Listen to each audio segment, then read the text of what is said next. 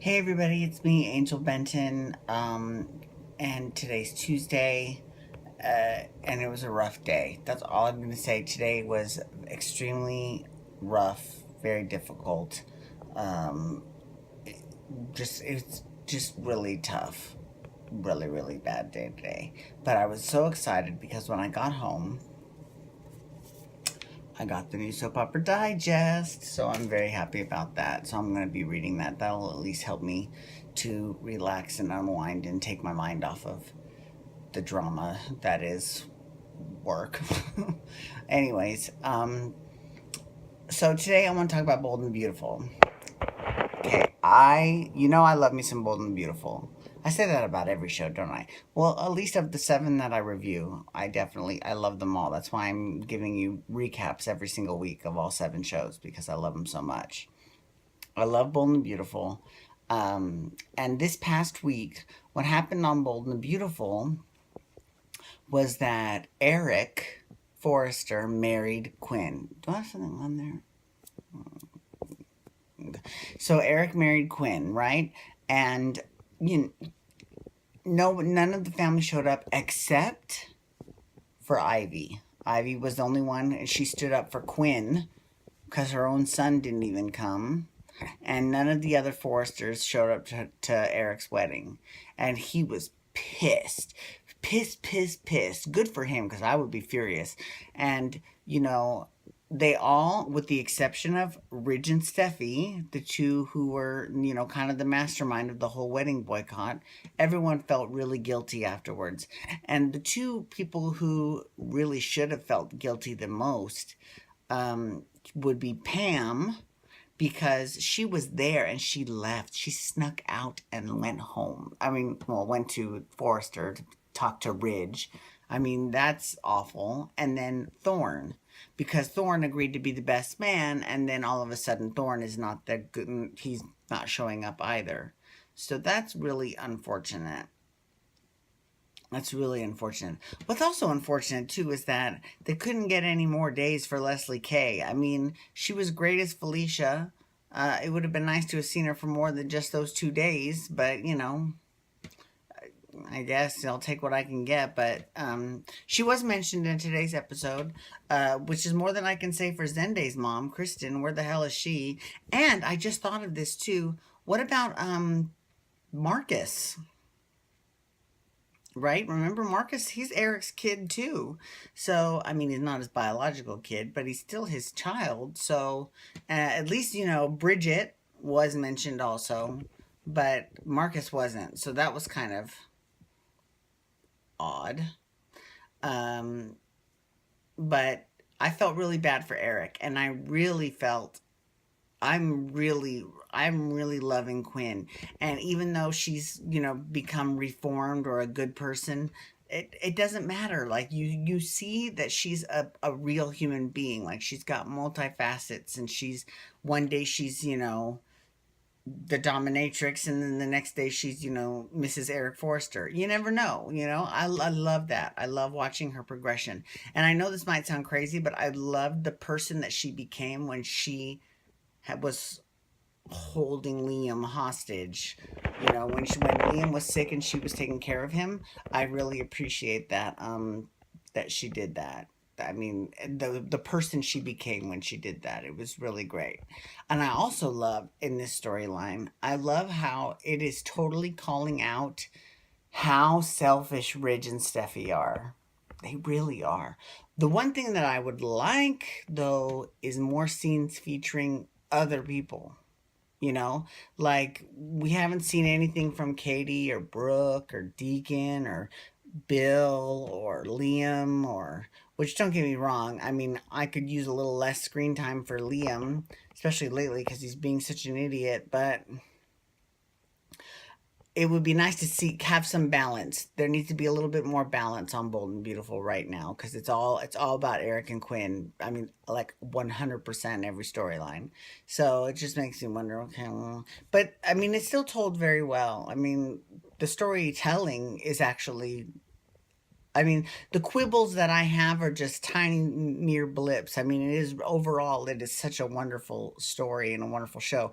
Oh, and the best part was when Eric was telling Steffi, he was like, "Oh, I see, haven't you learned anything from your grandmother's mistakes?" Because she always talks about how she's named after her grandmother, and how much that Eric should love his uh the memory of her grandmother. I'm sorry, but she's dead, and she's been dead for a few years. She's not dead in real life, though. Love me some Susan Flannery.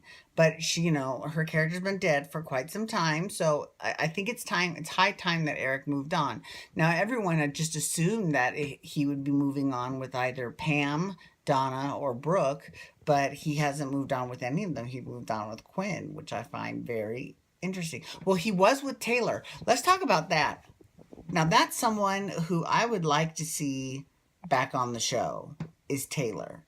I would like to see Stephanie's mother, not Stephanie, Steffi's mother, Steffi and Thomas's mother. I would like to see them, I would like to see her on the show, because I feel like, this is someone who has led a very similar romantic life to Brooke, right? So she used to say, to Brooke, "Oh, you've gone through all the Forest men, blah, blah, blah." But Taylor's kind of basically done this, Forrester men.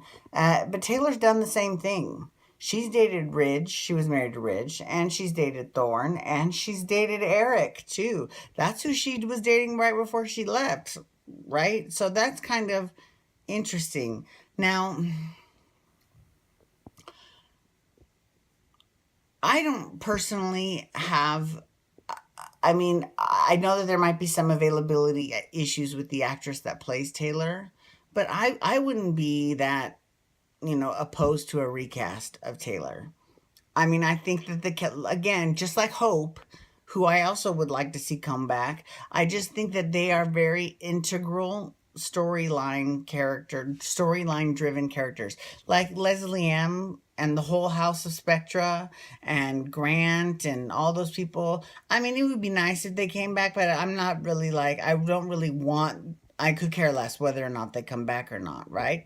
It would be good for storyline's sake, but they're not really as integral as Hope and Taylor, though they're both very important to the storyline. So I would be very curious to see them come back, but budgets being what they are. I mean, yeah.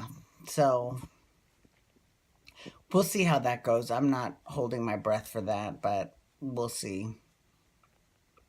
I'm definitely looking forward to the upcoming weeks just to see the other storylines unfold, because I don't get me wrong, I love me some Eric and Quinn, and I love the more screen time Quinn gets, the better. I love it. I think she's great. And I love that Eric is getting so much screen time. Kudos to you. Great. But at the same time, we need to see what else is going on in Los Angeles. And let's talk about Maya. So Maya, that I think Maya, has kind of, ever since she's gotten married and the whole reveal came out, that she was born Myron and she was born a boy and blah, blah, blah. After that came out and people dealt with that, then that was it for her. No storyline. And I'm like, okay, that's kind of odd that there's no storyline, because she's got a rich history. She went to jail. What did she go to jail for? She's got this sleazy ex-boyfriend who apparently was the father of the baby that she was screaming at Daisy for on her first day. "Where's my baby?" Which wasn't even really her baby.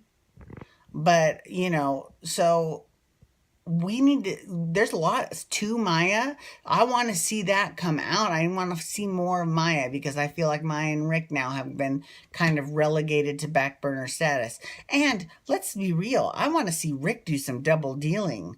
I want to see Rick start playing things a little bit smarter. If he wants to be CEO, he needs to pit Ridge against his father, okay? Instead of blindly taking Ridge's side. Just because Eric's marrying Quinn, babe, you need to totally just change the situation, change your outlook on it, and use it to your advantage. That's what they should be doing. Okay, I love me some. I mean, I don't love me some Rick because there are times when he comes off as very petulant and spoiled. But there's a lot of potential for Rick too. But he needs to get into it. Thomas, Thomas is Thomas. That is what it is. But anyways, I'm excited. I'm going to read my soap opera digest, and I just want to say thank you so much for taking some time out of your day to enjoy my Sudsy recap. I'm going to watch Dancing for Relevancy tonight and then pass out and go to bed because I'm so exhausted. Thank you so much. I want to say thank you to everyone. I appreciate it. And follow me on Twitter at Angel Benton and hashtag Bold and Beautiful. And we'll chat soaps. Okay, peace out. Bye.